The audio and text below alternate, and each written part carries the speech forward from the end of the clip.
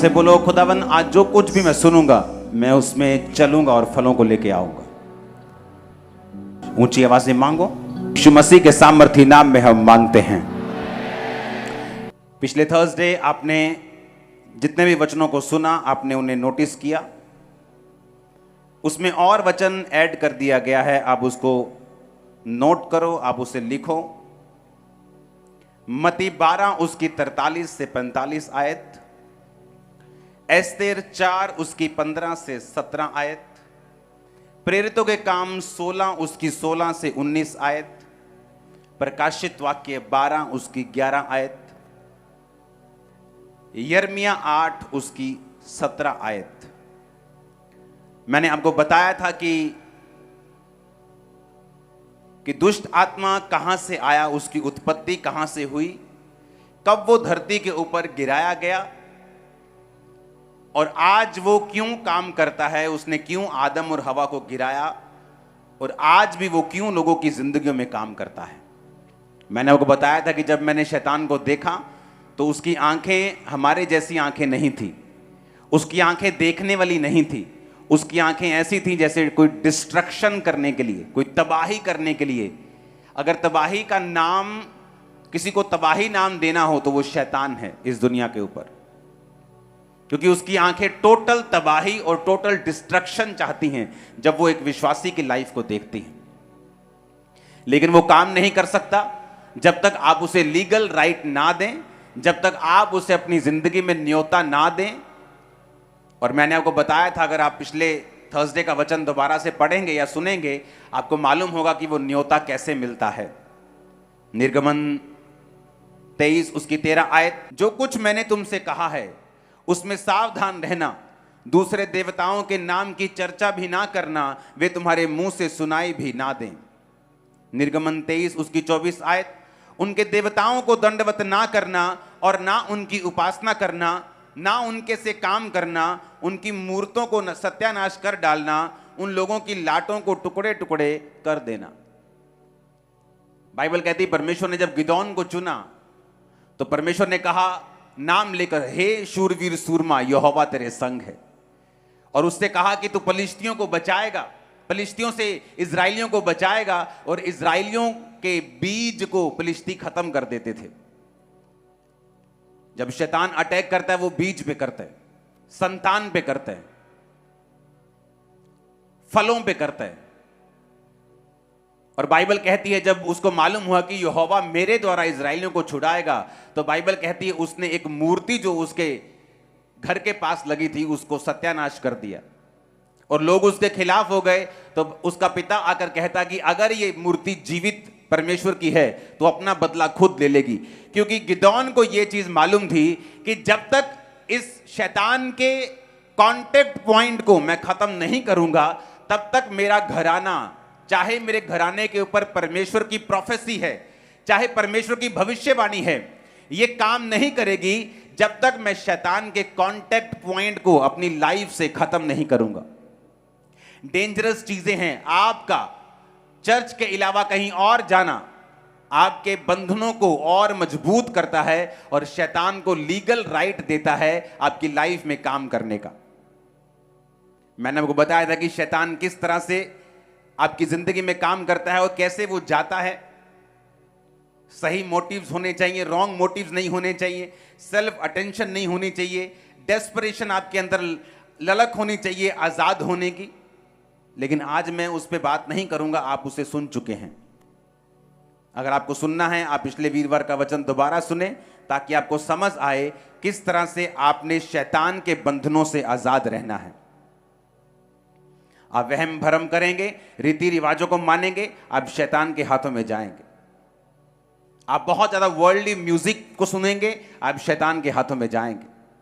वो इन चीजों का इस्तेमाल करता है अपनी इच्छाओं को आपकी जिंदगी में पूरा करने के लिए।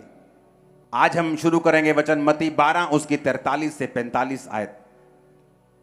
यीशु मसीह ने कहा, जब अशुद्ध आत्मा मनुष्यों में से निकल जाती है तो सूखी जगहों में विश्राम ढूंढती फिरती है और पाती नहीं।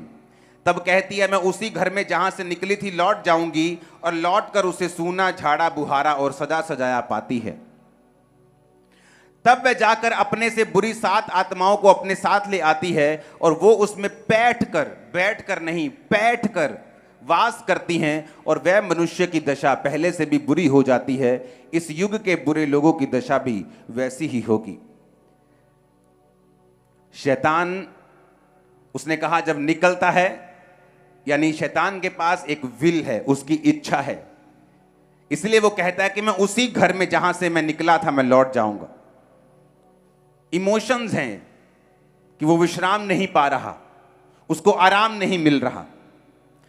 शैतान डिसीजन ले सकता है कि मैं वहीं जाऊंगा जहां से मैं आया था, जिस घर से, जिस शरीर से मुझे निकाला गया था। शैतान बोल सकता है। इसलिए प्रभु यीशु मसीह ने जब पागल व्यक्ति से बात की, तू दुष्ट आत्मा बोला, तू कौन है? उसने कहा, मैं लीजियन हूं, यानी मैं सेना हूं। दुष्ट आत्मा डिसीजन ले सकती है, इस वचन से हमें मालूम होता है। लेकिन परमेश्वर ने कहा, जब एक व्यक्ति में से दुष्ट आत्मा निकाल दी जाती है और वो व्यक्ति का घर फिर से सूना होता है, यानी वो व्यक्ति परमेश्वर में बना नहीं रहता, वापिस अपने उन्हीं दुनियावी चीजों में चला जाता है, वापिस वही काम करने लगता है, वापिस उसी पाप में चला जाता है, वापिस उसी तरह की चीजों में चला जाता है जहां से वो निकला था। परमेश्वर ने कहा, वो शैतान कहता है कि अब मैं जब वापिस जाऊंगा तो अपने से भी 7 बुरी आत्माओं को लेकर मैं उस व्यक्ति के अंदर जाऊंगा। तो कहता कि उस व्यक्ति की हालत पहले से भी जो है वो बुरी हो जाएगी, ऐसा बाइबल कहती है। यानी शैतान के पास विल है, उसके पास इच्छा शक्ति है, वो समझ सकता है चीजों को और ये भी कह सकता है कि मैं वापिस जाना चाहता हूं। हालेलुया। अब हमें ये बात समझनी है कि आपका युद्ध जो है वो शैतान से है। कई बार लोगों को, मैं आपको बताता हूं शैतान को कैसे पहचान सकते हैं आप लोग। जब अशुद्ध आत्मा एक व्यक्ति की लाइफ में होती है, वो उसे हमेशा गंदी चीजों की ओर आकर्षित करती है। अनक्लीन रहना, गंदे रहना। बहुत से लोग इस बात को नहीं समझेंगे, लेकिन बहुत से समझेंगे। गंदी स्मेल की ओर आकर्षित होना और बार बार उस स्मेल को सूंघना चाहना, यह भी शैतान की एक आवाज है जो एक व्यक्ति को बोलती है। और जब जब हम शैतान की आवाज को सुनते हैं, हम उसको लीगल पॉइंट देते हैं कि वो हमारी लाइफ में आए और काम करे। और बाइबल कहती है जब शैतान आएगा, वो चुराएगा, वो घात करेगा और वो नष्ट करेगा। और यीशु मसीह आए कि हम जीवन पाएं और बहुतायत का जीवन पाएं। अगर मुझे शैतान अपनी लाइफ में नहीं चाहिए, तो सबसे पहली बात, मैं शैतान की बात को सुनना बंद करूंगा। वो लोग भी शैतान से कभी आजाद नहीं होते, जिस तरह मैंने आपको पिछले हफ्ते बताया था, जो अटेंशन सीकर हैं, जिन्हें शैतान लगता है कि ये एक अटेंशन पाने का अपने परिवार की तरीका है, वो भी आजाद नहीं होते। जो पूरी तरह से डेस्परेट नहीं है, जो पूरी तरह से ललायत नहीं है, जो पूरी तरह से तैयार नहीं है कि मैं इस दुष्ट आत्मा से आजाद होना चाहता हूं, वो इस आत्मा से आजाद नहीं होते।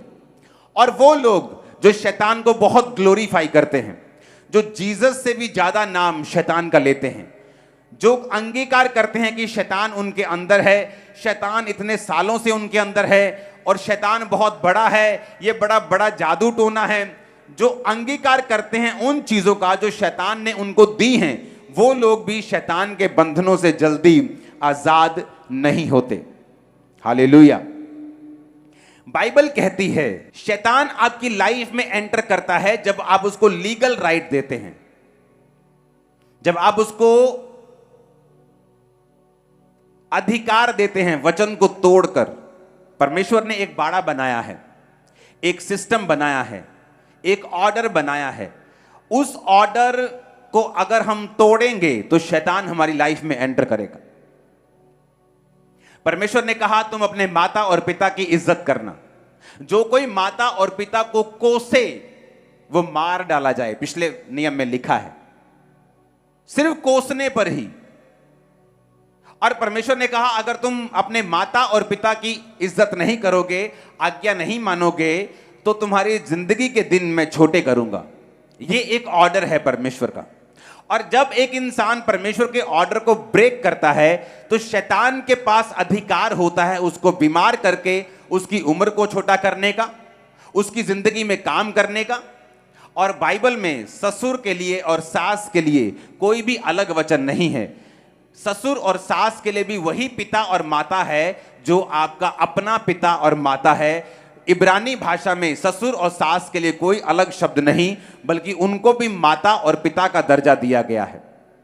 इसलिए मोस्टली मैरिड वुमेन जो होती हैं शैतान के बंधनों के नीचे आ जाती हैं जब उनकी सास और ससुर के साथ नहीं बनती, और सास और ससुर की भी शैतान के नीचे आ जाते हैं जब वो अपनी बहू को अपनी बेटी की तरह या अपने ही बच्चे की तरह प्यार करने में असमर्थ होते हैं। ये परमेश्वर का ऑर्डर है। जब आप ऑर्डर ब्रेक करेंगे तो शैतान एंटर करेगा। यीशु मसीह शैतान को बोले, शैतान निकल जा, कहता नहीं, मुझे ऐसा कर, सूरों के झुंड में भेज दे। क्यों? शैतान ज्यादा था, 5-6 हजार 12 हजार था, इसलिए नहीं, क्योंकि वचन टूट रहा था, क्योंकि सूअर चराना पाप था और जहां पाप हो रहा था शैतान ने कहा मुझे वहां भेज, और यीशु मसीह ने भी उसे मना नहीं किया। और बाइबल कहती है वो वहां सूअरों के झुंड में बैठकर उनके बीच में घुसकर उसे झील पर ले गया और सब सूअर मर गए और सब चरवाहे आकर यीशु मसीह को जाने के लिए बोलने लगे। अगर मुझे शैतान से, अगर आपको शैतान से पूरी रीति से आजाद होना है तो हमें यह बात समझनी है कि परमेश्वर ने एक ऑर्डर बनाया है, एक सिस्टम बनाया है। अगर मैं उस सिस्टम को फॉलो करूंगा तो शैतान के पास कोई भी अवसर नहीं होगा कि वो मेरी जिंदगी में अंदर आए, एंटर करे। मैंने आपको बताया था कि व्यक्ति इतना समझदार, इतना ज्यादा सैक्रिफाइस करने वाला बंदा, सब कुछ छोड़ दिया अपना, फाइनेंस में नीचे चला गया, सेवा करने लगा परमेश्वर की, लेकिन एक गंदी आदत थी, हर बार यीशु मसीह का वचन सुनाने वक्त उसको दूसरे नाम लेने की उसे आदत थी। मैंने उसे बहुत टोका कि मत नाम लिया कर, बाइबल कहती है उनके देवताओं के नाम की चर्चा भी मत करना, तुम्हारे मुंह से सुनाई भी न दे, मत किया कर। अटैक हुआ एक दिन एक शादी में, मैं बोल नहीं सकता क्या, कुछ खास किस्म का अटैक उस पर हुआ, सारा शरीर गल गया, थोड़े महीनों के अंदर अंदर मौत हो गई। आदमी आत्मा से भरा हुआ, आदमी परमेश्वर को इतना प्यार करने वाला, मैंने बहुत कम लोग देखे जो खुदा से इतना प्यार करते हैं, सैक्रिफाइस करता, परिवार पूरा सेवा में लगाया हुआ। लेकिन बाइबल कहती है शैतान को अवसर मत दो। परमेश्वर नहीं चाहता अटैक हो, लेकिन जब हम ऑर्डर ब्रेक करते हैं शैतान एंटर करता है, और उसके पास लीगल राइट है एंटर करने का। और जब उसके पास लीगल राइट है, जब वो एंटर करता है, तब हम दुखी होते हैं कि शैतान मेरी लाइफ में काम क्यों कर रहा है। शैतान समझ रखता है, कहता मैं वहीं लौट जाऊंगा। उसके पास बुद्धि है, विल रखता है, पावर रखता है, यानी इच्छा शक्ति रखता है कि जिस घर से मैं निकला हूं मैं उसी घर से वापस, उसी घर में वापस चला जाऊंगा।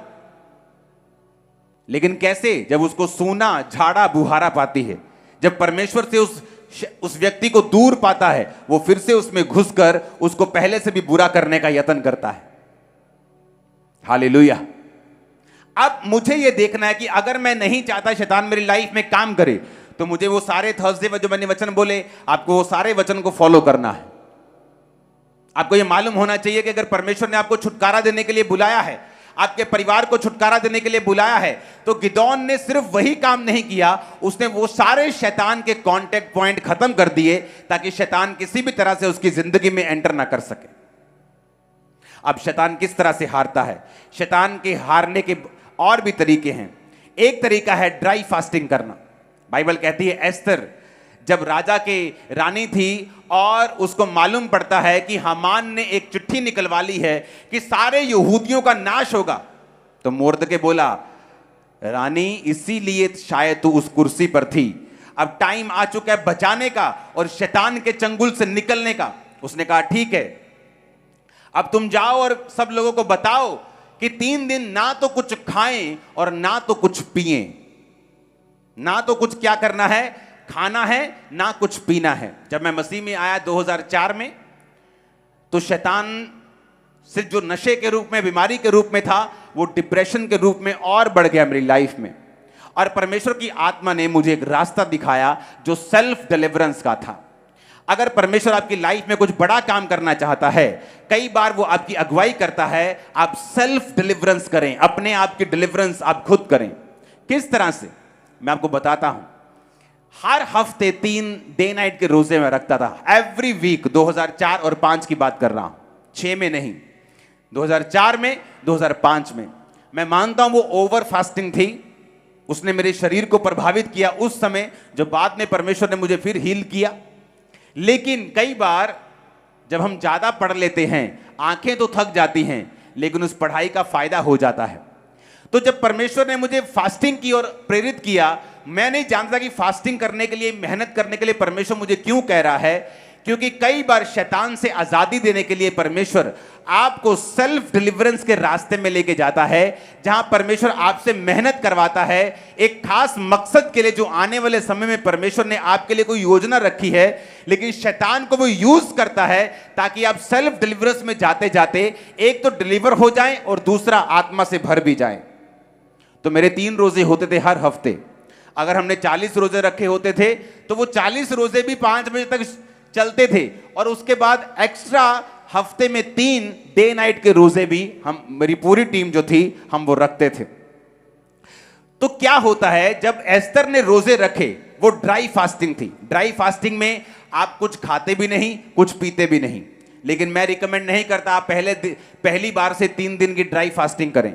अगर आपको ड्राई फास्टिंग करनी है, जहां आप कुछ खाते नहीं और पीते भी नहीं, आपको वो ड्राई फास्टिंग पहले 12 बजे तक, 5 बजे तक, 6 बजे तक शाम के आपको करनी है। जब आपके शरीर को आदत पड़ जाए, फिर डे नाइट करो। आदत पड़ जाए 2 दिन की करो, 1 दिन का करो। अब तो डॉक्टर्स भी, अगर आप इंटरनेट पे देखेंगे तो फायदा गिनाने लगे हैं कि ड्राई फास्टिंग का फायदा है। फास्टिंग का तो फायदा वो गिनाते ही थे, कहते अब ड्राई फास्टिंग, अभी जो कुछ बाइबल में लिखा है उसका एक खास मकसद है। जब एक व्यक्ति फास्टिंग में चला जाता है, वो अपनी सेल्फ डिलीवरेंस की ओर चला जाता है। वो अपने आप को छुटकारे में घसीटना, लेके जाना और अगुवाई करना अपनी शुरू करता है। बाइबल कहती है जब एस्तर ने ड्राई फास्टिंग की, तीसरे रात को राजे को नींद नहीं आई। उसको जब नींद नहीं आई, कहता इतिहास की पुस्तक लाई जाए और पढ़ी जाए। जब इतिहास की पुस्तक लाई गई तो उसमें लिखा गया था कि 2 जने तेरे कर्मचारी तुझे मारना चाहते थे, लेकिन तेरे ही एक कर्मचारी ने वो साबित करके, जाहिर करके तुझे बचाया। कहता फिर उस कर्मचारी का क्या किया गया? कहते कुछ नहीं किया गया। कहते ऐसा थोड़ी हो सकता है, अब उसको बुलाओ, उसको इज्जत दो, मान दो। और वो कौन था? उसी एस्तर का रिश्तेदार। और बाइबल कहती जब वो आया, जब एस्तर ने सारी योजना जाहिर की, जब राजा को मालूम हुआ कि हामान एक दुष्ट आदमी है, तो बाइबल कहती है फांसी के फंदे पर लटकाया गया। सारे यहूदी बचाए गए। क्यों? क्योंकि एक औरत ने दिन और रात के फास्टिंग का प्रचार किया, ड्राई फास्टिंग की, उपवास किया, प्रेयर की, और पूरे मोहल्ले नहीं, पूरे देश के उद्धार का, और अपनी पूरी फैमिली ही नहीं, अपनी पूरी जाति के उद्धार का वो कारण बनी। हालेलुया। आप में से कितने लोग हैं जो अपने परिवार के लिए फास्ट करते हैं? कितने लोग हैं जो ड्राई फास्ट करते हैं, सूखा रोजा रखते हैं? आपको ये बात समझनी है, उपवास में एक पावर है। जब आप प्रेयर और उपवास इकट्ठा रखेंगे, आप उपवास में प्रेयर करेंगे, आप बाइबल को शामिल करेंगे, आप बाइबल को, वर्ड को रीड करेंगे। आप जितने डिप्रेशन के रोगी हैं, जितने दुष्ट आत्माओं के रोगी हैं, अगर आप बाइबल को पढ़ें तो आपको यह मालूम होगा कि बाइबल जैसे जैसे आप पढ़ते जाएंगे, दुष्ट आत्मा की डिलीवरेंस आपकी लाइफ में एंटर करती जाएगी, छुटकारा होता जाएगा आपका मन हल्का होता जाएगा, स्पिरिट हल्की होती जाएगी। क्यों? क्योंकि दुष्ट आत्मा उस व्यक्ति की लाइफ में नहीं रहता जिसमें विश्वास की, अगर आपकी लाइफ में विश्वास की कमी है तो वो आपकी लाइफ में एंटर करता है। अगर आपकी लाइफ में विश्वास की कमी नहीं है, वो आपकी लाइफ में एंटर नहीं कर सकता, क्योंकि आप विश्वास से भरे हुए हैं। और जानते वचन क्या कहता है? वचन कहता है विश्वास सुनने से, और सुनना मसीह के वचनों से। जो व्यक्ति बाइबल रोजाना पढ़ते हैं और लगातार पढ़ते हैं, बाइबल के अनुसार विश्वास अपने आप उनमें पैदा होना शुरू होता है। और जैसे जैसे विश्वास बढ़ना शुरू होता है, आप डिलीवरेंस की ओर चल पड़ते हैं। कितने मेरी बात को समझ रहे हैं? मैं आपको क्यों बता रहा हूं? रीजन, अगर परमेश्वर ने आपको बड़े कामों के लिए चुना है, अगर परमेश्वर ने कोई खास मकसद आपकी लाइफ में, जिस तरह मेरी लाइफ में था, तो उसने मुझे एक रात में आजाद नहीं किया। मैं सेल्फ डिलीवरेंस से आजाद हुआ हूं। रोजे रख के, प्रार्थना करके, शरीर के कामों को छोड़ के, परमेश्वर में आगे बढ़ के, प्रेयर में, फास्टिंग में, बाइबल पढ़ के, परमेश्वर ने मुझे सेल्फ डिलीवरेंस के साथ बख्शा और मुझे आजादी दी। जब परमेश्वर आपकी लाइफ में बड़ी योजना रखता है, कई बार वो शैतान को यूज करता है कि आप उस शैतान के चक्कर में परमेश्वर के करीब जाएं, आप फास्टिंग करना सीख जाएं, प्रेयर करना सीख जाएं, बाइबल पढ़ना सीख जाएं, ड्राई फास्टिंग करना सीख जाएं, विश्वास करना सीख जाएं, और फिर परमेश्वर अपने मकसद को आपकी लाइफ में पूरा करे। जब मैं दुष्ट आत्मा से आजाद नहीं हो रहा था, तो मैं बहुत खिंचता था, बहुत रोता था कि परमेश्वर मुझे इस बीमारी से आजाद क्यों नहीं करता, वो इस डिप्रेशन से मुझे फ्री क्यों नहीं करता। बाकी लोग आजाद हो रहे, मैं ले हैंड कर रहा हूं, लोग आजाद हो रहे हैं, मैं फ्री क्यों नहीं हो रहा हूं। तो आज आप देख लो, आज उसी कारण लाखों लोग आप डिलीवर हो रहे हो, क्योंकि परमेश्वर ने मुझे यूज किया, मेरे डिलीवरेंस को उस तरह से दिया कि मैं मेहनत करना सीखूं और बाद में उसी मेहनत को आपकी लाइफ के ऊपर इस्तेमाल करूं। हालेलुया। ऊंची आवाज बोलो हालेलुया। फिर से हालेलुया बोलो जोर से। तो अब मुझे यह समझ होनी चाहिए, dry fasting, prayer, Bible reading, यह मेरी लाइफ का एक अटूट हिस्सा होना चाहिए। जो परमेश्वर ने ऑर्डर बनाया है, जो सिस्टम बाइबल का बनाया है, मुझे उस ऑर्डर को ब्रेक नहीं करना, ताकि शैतान मेरी जिंदगी में एंटर ना करे, वो मेरी लाइफ में एंट्री ना मारे और ऐसा कोई काम ना करे जो मुझे पसंद नहीं। ऊंची आवाज में हालेलुया बोलो। अब मैंने आपको बताया था कि शैतान जो खुद एक वर्शिपर था, जब एक विश्वासी प्रेज करना, इसलिए मैं कहता हूं जब आप डिलीवरेंस वीक्स में आए तो मैं बड़ा हैरान हो रहा था। जब मैं चर्च में आ रहा था तो 3-3 किलोमीटर लोग अभी भी आ रहे थे और वर्शिप निकल चुकी थी। तो मैं ये सोच रहा था कि इनको अगर वचन का मालूम हो कि वचन में क्या लिखा है, तो ये हमेशा वर्शिप शुरू होने से पहले आए। क्यों मालूम? पौलुस और सिलास बंधनों में थे। आधी रात को पौलुस और सिलास भजन गाने लगे थे। शैतान के जकड़े हुए कि बॉन्डेज है, सांगलों में बांधा हुआ है, शैतान ने रुकावट डाली है, और लिखा आधी रात को परमेश्वर की आराधना करने लगे। मैंने अपनी लाइफ में नोटिस किया है, जो लोग आराधना करना जानते हैं, आपके घर में एक सिस्टम होना चाहिए। मैंने लोगों में कमी देखी है। वो कमी क्या है? जब आराधना शुरू होती है वो प्रेयर करना शुरू कर देते हैं, क्योंकि उस समय क्या होता है, परमेश्वर की प्रेजेंस उतर आती है। जब परमेश्वर की प्रेजेंस होती है वो प्रेयर करना शुरू कर देते हैं। आपको यह मालूम होना चाहिए, प्रेयर का एक टाइम है। जब वर्शिप चल रही है, तो क्यों वर्शिप चल रही है? क्योंकि जैसे ही पौलुस और सिलास ने आधी रात को आराधना की, बाइबल कहती है आसमान से दूत उतरे, धरती हिली, भूकंप हुआ, उनकी चेन्स टूट गई और परमेश्वर ने उस जेल से उसको आजाद किया, बल्कि जेल के दरोगा को भी हिलाकर उसके पूरे घराने को बपतिस्मे के लिए तैयार कर दिया। कैसे हुआ? वर्शिप से। लेकिन आज जब वर्शिप स्टार्ट होती है तो आत्मा उतरने लगता है। जब आत्मा उतरने लगता है, हमें लगता है कि अब प्रेयर करनी चाहिए, और हम प्रेयर करने लगते, प्रभु जी आज तेरा दास मुझसे, प्रभु जी मेरी बीमारी को ठीक करो, प्रभु आज मेरे बंधनों को तोड़ दे। हम ऐसा करने लगते हैं, जबकि हमें यह नहीं मालूम कि प्रेज एंड वर्शिप जो है वो आपको शैतानी बंधनों से, बॉन्डेजेस से, बीमारियों से, जो कुछ शैतान ने आपको दिया है, आपको उससे फ्री करती है। और आज से जब भी वर्शिप चल रही हो, आप वर्शिप करें। अगर 1 घंटे की वर्शिप है, आप उसमें 5 मिनट, 2 मिनट, एक मोमेंट आता है, आप आत्मा से भर चुके हैं, आप प्रेयर कर सकते हैं, आप शैतान को डांट सकते हैं। पवित्र आत्मा ने बहुत आपको उभार दिया, किसी खास जन के लिए जो बचा नहीं है, सेव नहीं है, आप उसके लिए प्रेयर कर सकते हैं। लेकिन एवरी टाइम जो वर्शिप चले, आप कंटिन्यू प्रेयर में हैं, क्योंकि आपको वचन की नॉलेज नहीं है। अगर आपको वचन की नॉलेज हो, आप कंटिन्यू प्रेयर नहीं करेंगे जब वर्शिप चल रही होगी, क्योंकि बाइबल कहती है जब आप वर्शिप करते हैं आप बंधनों से आजाद होते हैं। जब आप आराधना करते हैं आपके बंधन जो है वो टूटते हैं। हालेलुया। और इसीलिए हमें वचन से भरपूर होना है।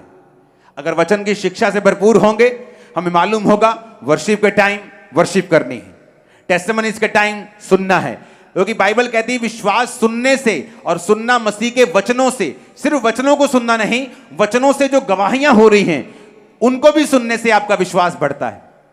तो चर्च में जो कुछ हो रहा है, चाहे वो गवाहियां हो, चाहे वो टेस्टिमनीज आप सुन रहे हो, चाहे वर्शिप हो रही हो, आपको उस पूरी मीटिंग में हिस्सा लेना होता है ताकि परमेश्वर का आत्मा आपको पूरी रीति के साथ डिलीवर कर सके। अगर आपको चर्च में आना ही है, टाइम निकालना ही है, तो क्यों नहीं हम जल्दी आए? क्यों नहीं? आज वर्शिप के टाइम 70% चर्च भरी थी। सुधर गए हो आप लोग, लेकिन अभी भी लाखों लोग लाइंस में थे। अगर मुझे आना ही है चर्च तो मैं क्यों नहीं समय पर आऊं ताकि मैं वर्शिप वाला पार्ट जो है वो मिस ना करूं, क्योंकि मुझे मालूम है कि अगर मैं वर्शिप करूंगा तो मैं डिलीवर होऊंगा, मैं आजाद होऊंगा। अपनी पड़ोसी को बोलो वर्शिप कर। फिर से बोलो ऊंची आवाज में, फिर से बोलो ऊंची आवाज में।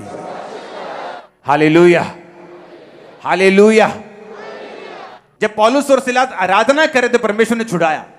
वो रो भी सकते थे, रो रो के मांग भी सकते थे कि प्रभु को अपनी महिमा के लिए छुड़ा, लेकिन उन्हें भी वचन मालूम था। इसीलिए अगर आप देखेंगे तो शैतान वर्शिपर से नफरत करता है, गड़बड़ियां पैदा करने की कोशिश करता है, बीमार करने की उनको कोशिश करता है।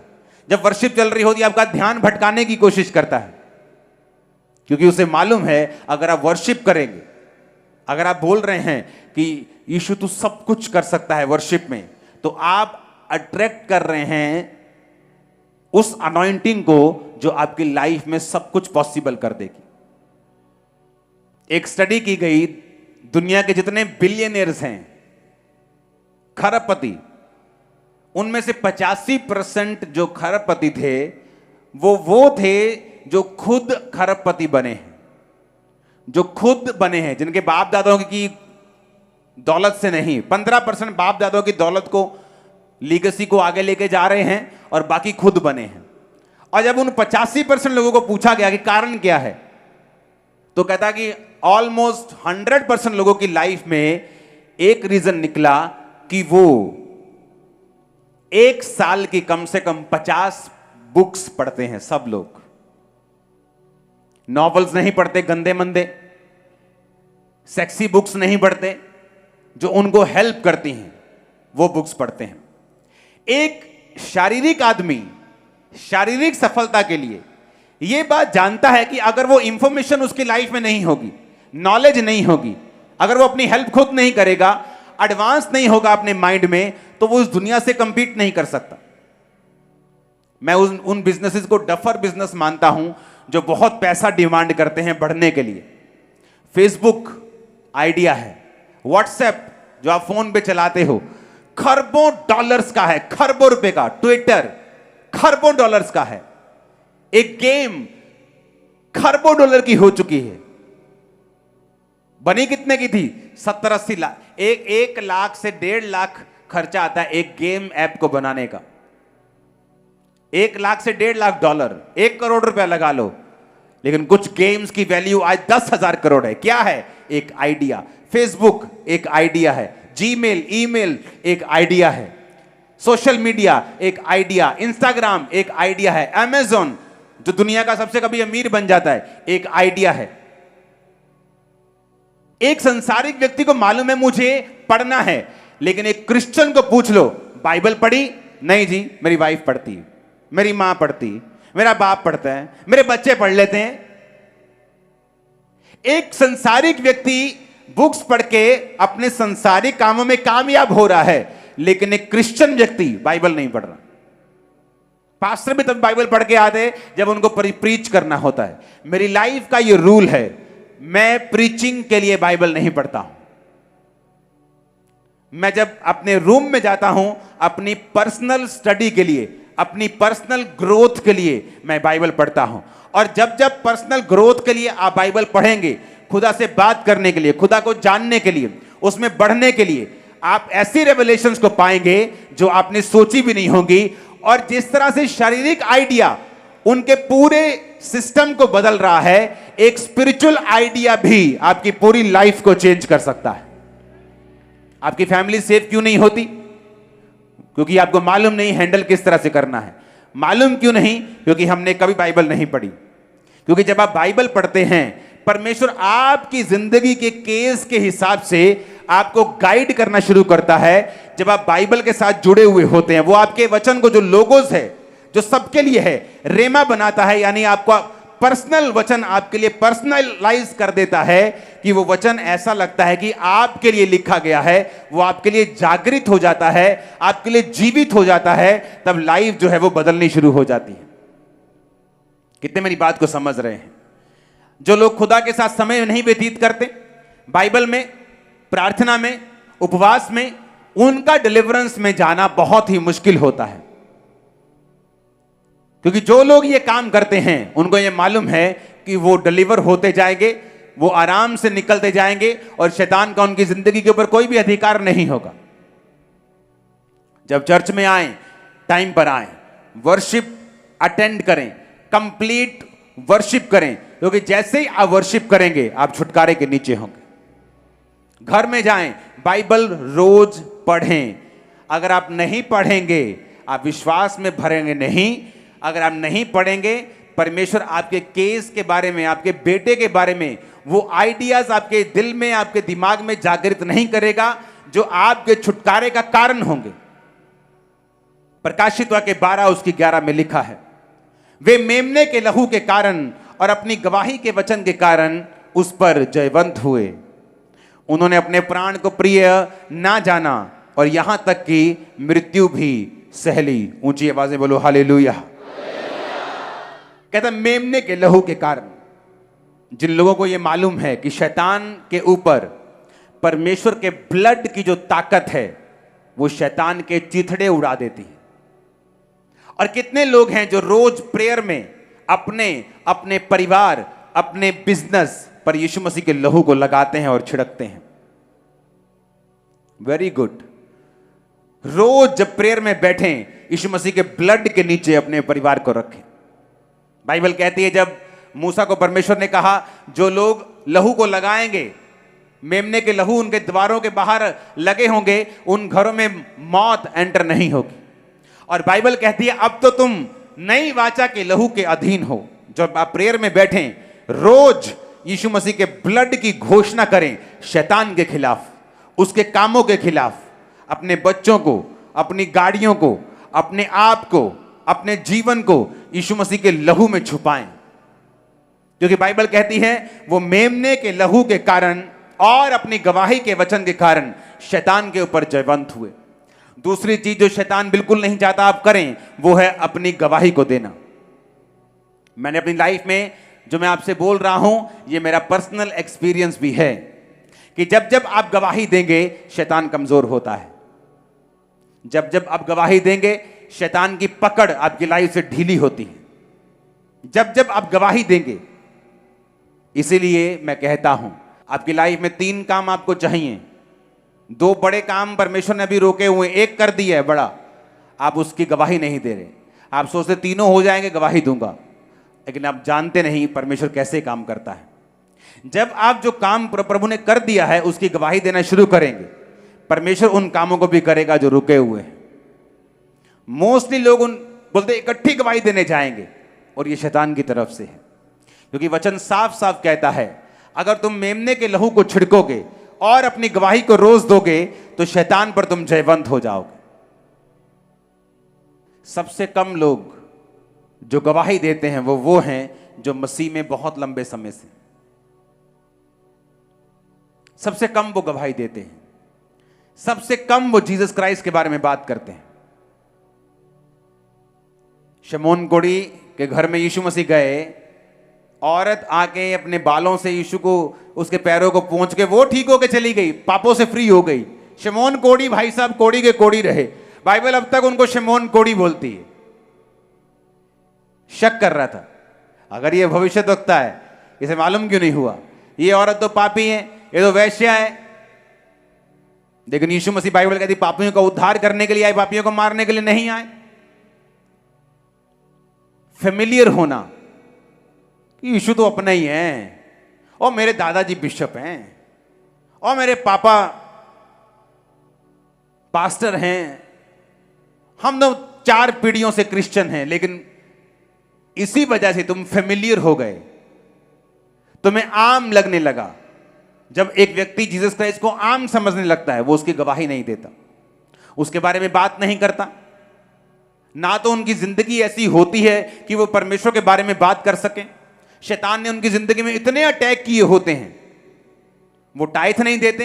कैसे काम करता है डेविल, आपने एक रूल को तोड़ा, परमेश्वर के बनाए ऑर्डर को तोड़ा, टाइथ को तोड़ा, अब घर में बीमारियां हैं, फिजूल खर्ची है। जब सारी चीजें होती हैं, इंसान दूसरी तरफ से पैसा कमाने की कोशिश करता है, सारा कुछ गड़बड़ हो गया घर में। अब जब सब कुछ गड़बड़ है, लोग जानते तुम नशा बेचते हो, तुम गंदे काम करते हो, गलत काम करते हो, तो गवाही तो देने योग्य तुम रहे नहीं। गवाही कैसे देंगे? जब गवाही देंगे नहीं तो शैतान आउट नहीं होगा, वो घरों में नाचेगा, बीमारियां नाचेंगी, दुष्ट आत्माएं नाचेंगी, सब तरह के बंधन नाचेंगे। इस तरह से शैतान पहले ऑर्डर ब्रेक करवा कर किस तरह से आपकी लाइफ में एंट्री करता है और आपके मुंह को वो बांध के रखता है। इसलिए दाऊद ने क्या कहा? दाऊद ने कहा, हे परमेश्वर, जूफा से मुझे शुद्ध कर तो मैं पवित्र हो जाऊंगा, मुझे धो तो मैं हिम से भी अधिक श्वेत बनूंगा। उसने कहा, अपने उदार का आत्मा मुझे फिर से दे, उदार आत्मा देकर मुझे संभाल, अपने उद्धार का हर्ष मुझे फिर से दे, ताकि जो मैंने गुनाह किए हैं मैं उनकी तौबा करता हूं, मैं फिर से साल्वेशन में आता हूं, तब मैं अपराधियों को तेरा मार्ग सिखाऊंगा, तब पापी तेरी ओर फिरेंगे, तब मैं अपने मुंह को खोलूंगा और गवाही दूंगा। अगर मैंने उद्धार ग्रहण ही नहीं किया, अगर मैं खुद साल्वेशन में नहीं हूं, तो मैं गवाही किस चीज की दूंगा? और जब गवाही नहीं दूंगा तो शैतान पर बाइबल कहती है फतेह कैसे पाऊंगा? जब शैतान पर फतेह नहीं है, या तो आपकी फतेह है तो या शैतान की फतेह, या तो वो मुक्के मारेगा और तुम्हें लिटा लेगा, या तुम उसको मुक्के मार के लिटा लोगे। न्यूट्रल कुछ नहीं होना, मैच ड्रॉ नहीं होना, या हार होनी है या जीत होनी। तो ये सारी चीजें एक दूसरे के साथ जुड़ी हुई हैं। अगर मैं सेव नहीं हूं, मैंने मुक्ति नहीं पाई, पापों से तौबा नहीं की, तो मुझे मालूम है कि मैं खुद अभी बंधनों में हूं, तो टेस्टिमनी कैसे दूंगा? तो मुझे पाप से दूर रहकर, शरीर के कामों से दूर रहकर, परमेश्वर के बनाए हुए सिस्टम के नीचे रहकर मुझे टेस्टिमनी देनी है, परमेश्वर के ब्लड की घोषणा शैतान के खिलाफ करनी है, ताकि मैं शैतान के पूरी तरह से जकड़ से आजाद हो सकूं। कितने इन बातों को समझ रहे हैं? हालेलुया! ऊंची आवाज में हालेलुया बोलो एक बार।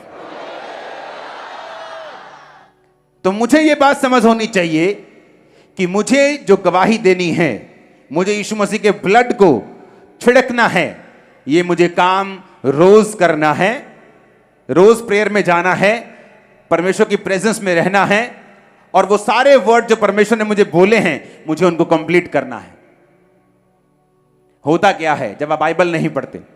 जब एक व्यक्ति बाइबल से अज्ञान होता, चाहे वो क्रिश्चियन हो, बड़ा तगड़ा क्रिश्चियन हो, टाइदर हो, सब कुछ करता हो, होता क्या है कि धीरे धीरे से आपकी जो स्पिरिचुअल डिजर्निंग है, ये गिफ्ट है, स्पिरिट ऑफ डिजर्निंग, यानी आत्माओं की परख। जब एक व्यक्ति को आत्माओं की परख नहीं होती, वो बड़ी डेंजरस पोजीशन में होता है। आत्माओं की परख कैसे? बाइबल कहती है, जब हम प्रेरितों के काम 16 उसकी 16 से 19 पढ़ते हैं, जब प्रार्थना करने की वो जगह जा रहे थे तो एक दासी मिली जिसमें फ्यूचर बताने वाली आत्मा थी। वो फ्यूचर बताने से अपने स्वामियों के लिए बहुत कुछ कमा लेती थी। जब पौलुस के और हमारे पीछे आकर वो चिल्लाने लगी कि ये मनुष्य परम प्रधान परमेश्वर के दास हैं जो हमें उद्धार के मार्ग की कथा सुनाते हैं। दुष्ट आत्मा थी उसके अंदर, लेकिन सच्ची बात रही थी। क्या बोल रही थी? कि ये खुदा के दास हैं, इनकी बात को सुनो, ये उद्धार के मार्ग की कथा बता रहे हैं। पौलुस जानता था कि ये बोल रही है जो औरत, ये दुष्ट आत्मा है। 18 में लिखा, बहुत दिन तक वो ऐसा करती रही, परंतु पौलुस दुखी हो गया। मुड़कर उस आत्मा से कहा, मैं तुझे यीशु के नाम में आज्ञा देता हूं, निकल जा। वह उसी घड़ी निकल गई। जब उसके स्वामियों ने देखा कि हमारी कमाई की आशा जाती रही, तो पौलुस और सिलास को पकड़कर चौक में प्रधानों के पास खींच ले गए। यह बड़ी समझने वाली बात है। जब एक व्यक्ति बाइबल पढ़नी बंद कर देता है, धीरे धीरे उसकी डिजर्निंग जो स्पिरिट है, आत्माओं की परख है, वो मध्यम होनी शुरू हो जाती है और वो स्पिरिट डेड भी हो सकती है। क्यों मुझे आत्माओं की परख चाहिए? पौलुस जो पहला कुरिन्थियों में कहता है कि आत्माओं की परख ये एक वरदान है जो विश्वासियों के लिए जरूरी है। उसने क्यों कहा ऐसा कि तुम्हें आत्माओं की परख क्यों चाहिए? आत्माओं की परख तब होती है जब एक व्यक्ति खास तौर पे जीवित चर्च के साथ जुड़ा हुआ हो। यह भी दूसरा पॉइंट है। सबसे इससे भी ज्यादा जरूरी क्या है? वो बाइबल पढ़ने वाला होना चाहिए।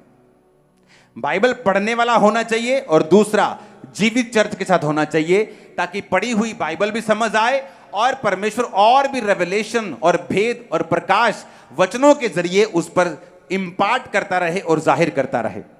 जब एक व्यक्ति आत्माओं की परख में नहीं होता, पौलुस क्या कहता है उसको सुनना। पतरस आया परमेश्वर के पास। परमेश्वर ने पतरस को थोड़ी घंटे पहले बोला था, पतरस तुझ पे एक बड़ी कलीसिया बनाऊंगा, अधोलोक के फाटक तुझ पे प्रबल नहीं होंगे, शैतान तुझ पे मैं तुम्हें स्वर्ग राज्य की कुंजियां दूंगा। पतरस बहुत खुश था। जीसस ने बोला, पतरस ये लोग मुझे पकड़ लेंगे, मार देंगे, क्रूस पर चढ़ाएंगे। लेकिन पतरस यीशु को अलग लगाकर अलग ले जाकर झिड़कने लगा। खबरदार जो तुम्हारा ऐसी बात की तो, खबरदार अगर तूने बोला तो तू क्रूस पर चढ़ेगा, तू नहीं चढ़ेगा क्रूस के ऊपर। यीशु ने कहा, शैतान मुझसे दूर हो जा, तू मेरे लिए ठोकर का कारण है। क्यों? जीसस क्राइस्ट के अंदर परख का आत्मा था।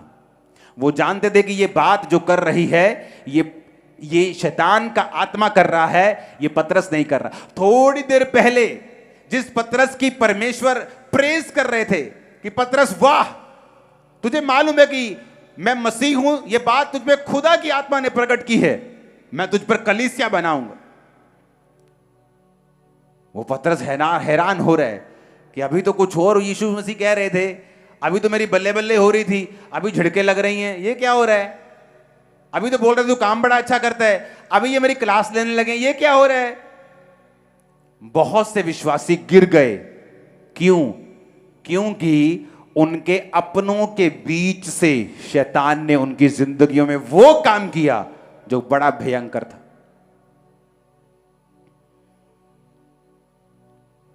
ओह बेटा, बहुत दुखी है तू,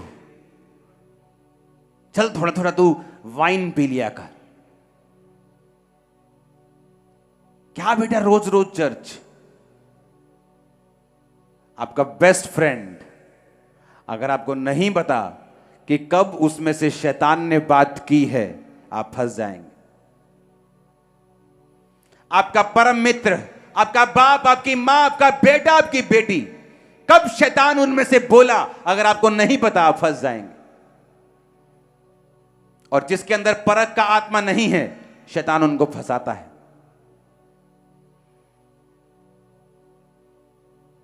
कोई फेक बंदा होता ना, बोलता वाह वाह वाह वाह वाह, बड़ी प्रेज, बड़ी प्रशंसा हो रही है, ये लेडी आगे पीछे चिल्ला रही है, ये खुदा के दास है, खुदा इनसे बात करता है, खुदा के उद्धार की कथा सुनाते हैं। गॉड ब्लेस यू पेन जी।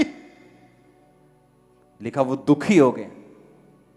उसे मालूम था कि ये परमेश्वर की आत्मा से नहीं बोल रही। खुदा ऐसी खामरा जैसी 500 चर्चेस, लाख चर्चेस खड़ी कर दे इंडिया में, मुझे कोई जेलसी नहीं। लोगों को लगता है कि शायद मैं एक भविष्यवाणी के बारे में बोल रहा हूं तो मुझे जेलसी है। मैं प्रभु की प्रेजेंस में बैठा हूं, मुझे कोई प्रॉब्लम नहीं। लेकिन मैं जानता हूं कुछ आत्मा की वजह से चीजें नहीं हो रही, वो दुष्ट आत्मा से प्रेरित है। पौलुस दुखी हुआ, सच्ची बात सुन के भी दुखी हो गया। क्यों? क्योंकि वो दुष्ट आत्मा थी, फ्यूचर बताने वाली, और फ्यूचर बता के अपने स्वामियों के लिए पैसा कमा के लेके आते थे। जब पौलुस ने दुष्ट आत्मा निकाल दी तो स्वामी गुस्सा हो गए कि अब फ्यूचर नहीं बता पाएगी तो पैसा नहीं आएगा, तो खींच के ले गए उनको, तभी वो बांधे गए थे और आराधना करके छूटे थे। आपको नहीं मालूम, कई बार आपका बेटा जिनसे आप हद से ज्यादा प्रेम करती हैं, शैतान की बात आपके कानों में फुसफुस करता है।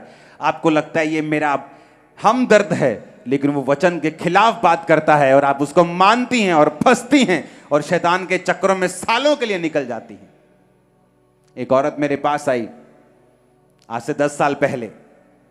मैं चर्च में मैं कई बार मॉर्निंग आकर सेवा करता था। अभी तो लोग मुझे सेवा करने नहीं देते, मॉर्निंग आता तो पकड़ लेते हैं। तो चर्च में मैं सेवा कर रहा था मॉर्निंग, और एक औरत आके मुझसे बात कर रही है। उसने कहा कि मैं 30 साल पहले मैंने बपतिस्मा लिया था, 30 साल पहले मैंने उद्धार पाया था, लेकिन मेरी फैमिली ने मुझसे ऐसी बातें की, मैं बहक गई और बैकस्लाइड हो गई, और मेरी फैमिली में बहुत नुकसान हुआ, बहुत मौतें हुई। जब खामरा चर्च ओपन हुई तो मैंने फिर से चर्च जब मैं आने लगी तो परमेश्वर ने मुझे फिर से उद्धार दिया। क्यों फंसी वो? डिजर्निंग नहीं थी, परख नहीं थी, आत्माओं की परख नहीं थी। कौन सा खुदा का आत्मा बात कर रहा है, कब शैतान का आत्मा बात कर रहा है, कब इंसान का आत्मा बात कर रहा है, परख नहीं थी। क्यों? बाइबल नहीं पढ़ेंगे तो परख नहीं होगी। इसलिए बाइबल कहती है हर एक बात को जो आपके दोस्त के मुंह से निकले, मेरी बहनों की सहेलियों के मुंह से निकले, आपके रिश्तेदारों के मुंह से निकले, उन्हें वचन की लाइट में परखो, उन्हें वचन की रोशनी में लेके जाओ और देखो कि यह बात परमेश्वर की ओर से है कि नहीं है। अगर नहीं है तो आत्मा में उसे रिजेक्ट कर दो, उसे खत्म कर दो, उसे फिनिश कर दो, उस बात की ओर कान ना लगाओ। ऐसा ना हो तुम कान लगा लो और मान लो और तुम्हें लगे कि वाह पतरस तू कितना प्यार करता है यार मुझसे। देखला किसी चेले ने नहीं कहा तू क्रूस पे ना चढ़े, यार तू कितना प्यार करता है, तू मेरा दोस्त है, पा जफ्फी मेरना। यीशु मसीह ने कहा शैतान तू दुष्ट है, तू शैतान है, तू दुष्ट आत्मा है, भाग जा यहां से। गुस्सा किया उसके साथ। आपको मालूम नहीं होता आपका बेटा क्या कह रहा है, आपकी मां क्या कह रही, आपका बाप क्या कह रहा है, भाई क्या कह रहा है, पक्का दोस्त क्या कह रहा है। और जिनके अंदर डिजर्निंग नहीं होती, आत्माओं की परख नहीं होती, मेनली उनके करीब लोगों के बीच से दुष्ट आत्मा उनके साथ बात करता है। इमोशनली उनके साथ ऐसा व्यतीत होता है कि ये मेरा बड़ा प्रेमी है, ये मुझसे बड़ा प्यार करता है। बहुत से लोग ऐसे प्यार में बहुत सी सेवकाइयों को छोड़ के जा चुके हैं और आज सफर कर रहे हैं। जिन लोगों ने सेवकाइयां छुड़ाई वो तो सफर कर ही रहे हैं, जिन्होंने छोड़ी वो भी सफर कर रहे हैं, क्योंकि उन्होंने परमेश्वर की वचन की रोशनी से अपने आप को नहीं जांचा, बल्कि अपने दोस्त की ओर देखा। दुनिया क्या कह रही है, लोग क्या कह रहे हैं वो देखा, ये नहीं देखा कि बाइबल मुझे क्या कह रही है, पवित्र आत्मा मुझसे क्या बात कर रहा है, वचन मुझसे क्या बात कर रहा है, और शैतान के हाथों में चले गए। इसीलिए जिन लोगों के अंदर डिजर्निंग स्पिरिट नहीं होती, आत्माओं की परख नहीं होती, शैतान इमोशनली उनको अपने जैसा फील कराकर कि वो उनके बड़ा हतैशी है, उनके करीबी लोगों में से मोस्टली उनको यूज करता है। इसीलिए जब मैं मसीह में आया 2004 में, मैं और मेरे भाई ने इकट्ठे बपतिस्मा लिया था, लेकिन वो अपनी फैमिली के इतना करीब था, इसलिए वो बैक स्लाइड हो गया 2004-5 में, और मैं आगे बढ़ गया। क्योंकि जब 2004 में मैं आगे बढ़ा, मेरी फैमिली में लड़ाई होने लगी, तो बिजनेस नहीं करता, हमारा बिजनेस कितना बड़ा है उन्हें यह भी मालूम नहीं था कि बिजनेस भी अभी बड़ा है परमेश्वर की दया के कारण। लेकिन मैं प्रभु को छोड़ता नहीं था, सेवा नहीं छोड़ता था, फास्टिंग नहीं छोड़ता था। मुझे मालूम था कि मुझे चैलेंज है। चैलेंज क्या था? मुझे 3 दिन रात के रोजे भी रखने होते थे और अपने गोडाउन में टाइल्स के, पूरे पंजाब को टाइल्स भी सप्लाई करनी होती थी। तो मेरी आदत होती थी कि मैं लेबर को लेबर नहीं समझता था, उनके साथ अपने जैसा ही बिहेव करता था। तो वो टाइल उठाते तो मैं भी टाइल उठा उठा के उन्हें देता था, गाड़ी लोड करते थे। तो डे नाइट फास्टिंग में भी मैं काम करता था, लाखों रुपए रोज का कमाता था, लेकिन उनके साथ काम करता था। मुझे मालूम था कि अगर मैं 100% रोजा रख के अगर 100% प्रेयर में नहीं दे रहा हूं, तो कम से कम 80% तो मैं दूं, मैं फाइट तो करूं ताकि मैं परमेश्वर में आगे बढ़ सकूं। और मेरी फैमिली के साथ मैं अटैचमेंट में नहीं था, क्योंकि वो मुझसे हमेशा बात नहीं करते थे, सिर्फ बिजनेस तक मेरा काम था। और मेरा भाई जो था वो उनके साथ ज्यादा इमोशनली अटैच था, और वो बैक स्लाइड हो गया, परमेश्वर से हट गया। मैंने परमेश्वर की राह चुनी, सेवा पकड़ी, सेवा बढ़ी। अब भाई भी आया, उसकी पत्नी भी आई, मां भी आई, बाप भी आई, सब मसीह में है। कितने मेरी बात को समझ रहे हैं? लेकिन अगर मैं भी आत्माओं की परख में ना होता तो आप आज यहां ना बैठे होते।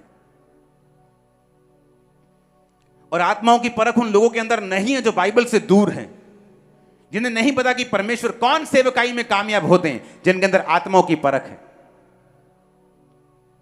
हालेलुया। ऐसे इंसिडेंट हैं कि कई बार मेरी टीम आगे बोलेगी ये बहुत इग्नोर करता हूं, ये बुरी चीज है, नहीं लेके आओ, ये ऐसा है, नो। आपको कैसे मालूम? आत्माओं की परख। ये व्यक्ति को जॉब देनी है, नहीं देनी, इसको देने का दिल नहीं करता, नहीं इसको दो। आत्माओं की परख। जब आत्माओं की परख आपके अंदर होगी, आपको मालूम होगा ये आवाज किधर से आई है, क्योंकि जिस किंगडम की आवाज आप फॉलो करेंगे, धीरे धीरे उसी किंगडम में आप प्रवेश कर जाएंगे। जीसस की किंगडम की आवाज सुनेंगे, उसके राज्य की आवाज सुनेंगे, उसके राज्य में प्रवेश कर जाएंगे। उसके राज्य में शांति है, आनंद है, चंगाई है, बरकत है, दुष्ट आत्माओं से आजादी है, उद्धार है।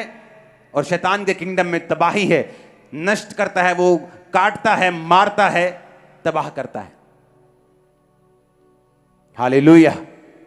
वर्ड के साथ जुड़े रहना, ऑर्डर के साथ रहना, वचन के साथ रहना, जीवित चर्च के साथ रहना, खुद बाइबल को पढ़ना जरूरी है, ताकि जब शैतान आपसे बात करे, किसी अपने में से होकर किसी पराये में, शैतान हमेशा जब आपसे बात करेगा व्यक्ति में से होकर, वो उस व्यक्ति से करेगा जिसको आप मानते हैं, जिससे आप प्यार करते हैं, जिसकी आप बात सुनते हैं, जिसके साथ आप इमोशनली अटैच है, वो उनको यूज करता है। इसीलिए मोस्टली क्यों लोग सेवा में कामयाब नहीं हो पाते, क्योंकि मोस्टली उनको गिराने वाले लोग उनके करीबी लोग होते हैं, उनको बैकस्लाइड करने वाले लोग उनके करीबी लोग होते हैं। और वही लोग जब वो बैकस्लाइड हो जाते हैं, उनको किसी तरफ का रहने नहीं देते। धोबी का कुत्ता, ना घर का, ना घाट का, ना इधर का, ना उधर का, ना खुद हेल्प करते, उनको छोड़ देते हैं बीच रास्ते में, क्योंकि आपने शैतान की आवाज को सुना और इसीलिए आप सफर कर रहे हैं।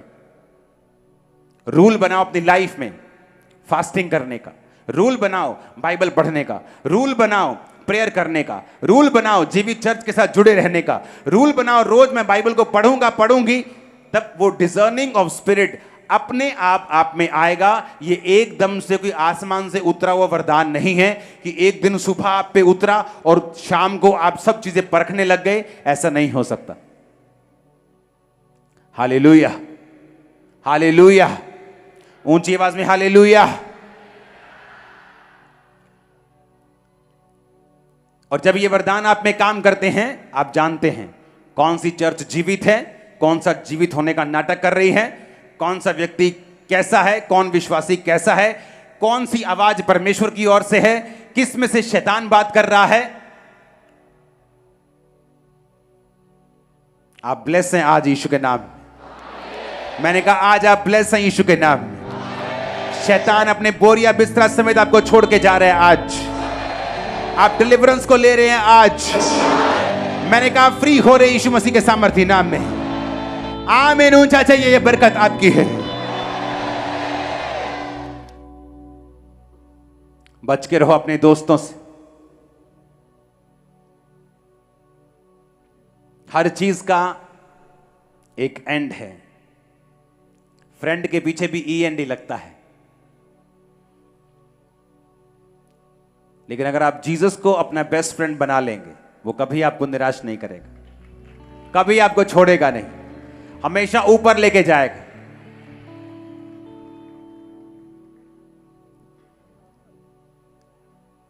मैंने आज तक अपनी लाइफ में ऐसी मीटिंग नहीं देखी जो आज मैंने देख रहा हूं लाइफ में, कि थर्सडे का दिन हो, क्रिसमस से भी बड़ा पंडाल लगा है आज। आपको मालूम है क्रिसमस कितने लाख लोग थे, उससे बड़ा पंडाल लगा है आज। इमेजिन करो, मैंने लाइफ में कभी नहीं देखा। रीजन, परमेश्वर की एक आवाज, उसको फॉलो करना। सेवकाई में कामयाबी चाहिए, जीसस की आवाज। परिवार में कामयाबी चाहिए, जीसस की आवाज। बिजनेस में कामयाबी चाहिए, जीसस की आवाज। दुष्ट आत्मा से फ्री चाहिए, उसकी आवाज। वो क्या कह रहा है, सुनना जरूरी है उसे। शैतान का मेन मकसद ही वचन तुड़वाना और उसके बाद आपकी लाइफ में प्रवेश करना है। आप उसे ब्रेक नहीं करेंगे, वो आपकी लाइफ में प्रवेश नहीं करेगा। हालेलुया। ऊंची आवाज में हालेलुया 7 बार बोलो जरा।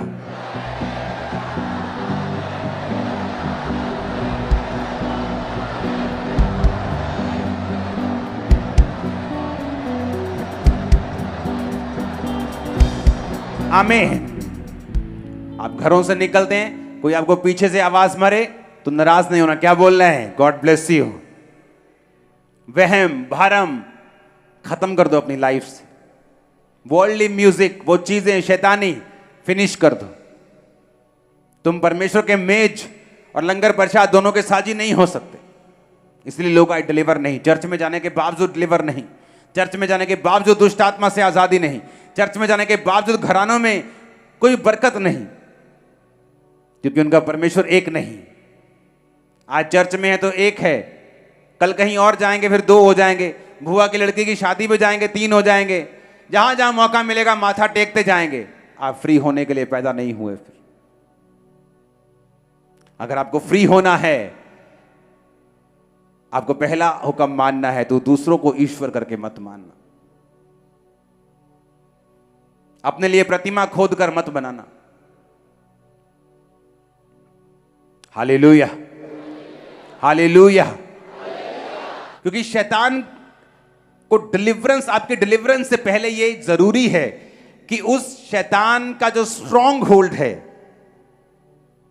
उसको पकड़ना और आपकी लाइफ से निकालना, यह जरूरी है। एक लड़की से सब दुष्ट आत्मा निकल गई, एक निकल नहीं रही थी, तो परमेश्वर की आत्मा ने कहा इसको बोल कि ऐसा अनकन्फेस्ड, ऐसा पाप जो कन्फेस नहीं किया ये करे कन्फेस। जब उसको बोला गया कि ऐसा पाप जो तूने कभी बताया नहीं किसी को, कन्फेस कर, तो क्या कन्फेस करती है? कुंवारी लड़की की मैं अबॉर्शन करवा के आई थी। जब हत्या कर दी, अबॉर्शन एक हत्या है, जब तुम हत्यारे हो तो तुम लीगली शैतान से फ्री नहीं हो सकते। जो बाइबल का ऑर्डर है हमें वो समझना है, उसे तोड़ने से बचना है। ये वर्ड जो आज मैंने दिए हैं इन्हें फॉलो करना है, जो थर्सडे पिछले दिए थे फॉलो करना है। आप डेविल से पूरी रीति के साथ आजाद हो। क्योंकि ये कहने से पहले कि याकूब के घराने पे जादू नहीं चलता, क्या आप याकूब के घराने के हैं भी कि नहीं? ये कहने से कि परमेश्वर ने मुझे दुष्ट आत्माओं पर अधिकार दिया, उसकी शत्रु की सारी सामर्थ पर अधिकार दिया है, ये कहने से पहले आप ये भी चेक करेंगे कि नहीं कि आप उसके चेले हैं भी कि नहीं। क्योंकि आप 10 जगह माथा टेक के जीसस के चेले नहीं बन सकते। उसने कहा अगर तुम मेरा चेला बनना चाहता है तो अपने आप का इनकार कर, क्रूस उठा, मेरे पीछे चल। जोर से हालेलुया बोलो एक बार, जोर से हालेलुया बोलो।